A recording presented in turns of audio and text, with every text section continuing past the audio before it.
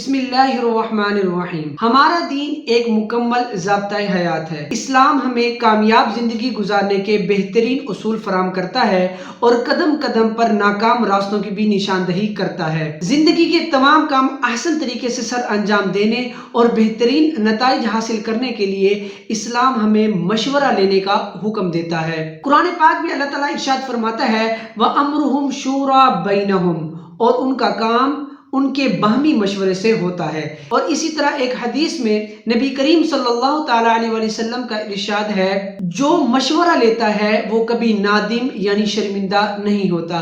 حضرت حسن رضی اللہ تعالیٰ عنہ فرماتے ہیں کہ جو قوم مشورہ لیتی ہے وہ صحیح راہ تک پہنچتی ہے۔ اسلام ہمیں جہاں مشورہ لینے اور دینے کی ترغیب دیتا ہے وہاں اس کام کے کچھ آداب بھی سکھاتا ہے۔ سب سے پہلے ہم بات کرتے ہیں مشورہ لینے والے کی کیا ذمہ داریاں ہیں۔ سب سے اہم بات یہ ہے کہ جس شخص سے مشورہ لیا جا رہا ہے وہ اس کا اہل بھی ہو یعنی اس فن کو جانتا ہو۔ یعنی اگر ہم نے علاج کے بارے میں کسی سے مشورہ لینا ہے تو ہم کسی گھر کے بڑے یا کسی دوست سے مشورہ کرنے کے بجائے ڈاکٹر سے مشورہ کریں گے۔ اور اسی طرح اگر ہم فردر ایجوکیشن کے بارے میں کسی سے مشورہ لینا چاہتے ہیں تو ہم کسی اچھے ماہر تعلیم سے مشورہ لیں گے۔ اگر ہم نے کسی دینی مسئلے میں مشورہ حاصل کرنا ہے تو ہم گوگل کی بجائے کسی مستند عالم دین اور مفتی صاحب سے مشورہ کریں گے۔ مشورہ کسی مخلص اور اپنے خیر خواہ سے لینا چاہیے۔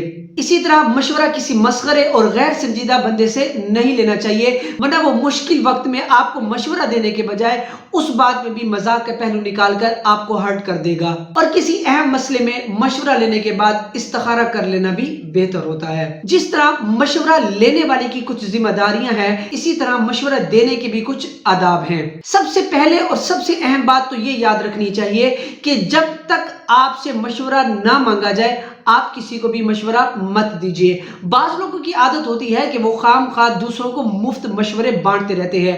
کسی کا موبائل دیکھا تو اس کو کہنے لگ گئے کہ بھائی اب تو موبائل یہ بہت پرانا ہو گیا ہے کوئی نیا ماڈل لے لو۔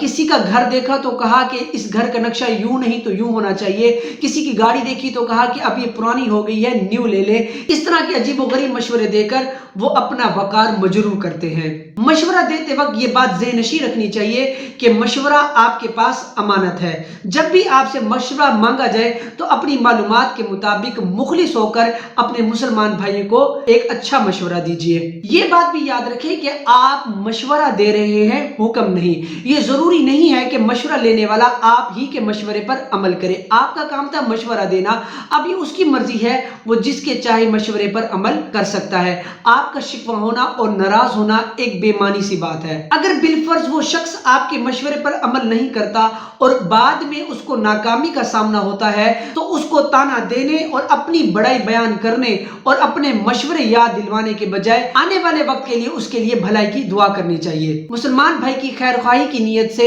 اچھا مشورہ دے کر ڈھیروں ثواب کمائیے۔ اللہ تعالی ہم سب کو ایک دوسرے کا مخلص اور ایک دوسرے کو اچھے مشورے دینے کی توفیق عطا فرمائے۔ آمین۔ جزاک اللہ۔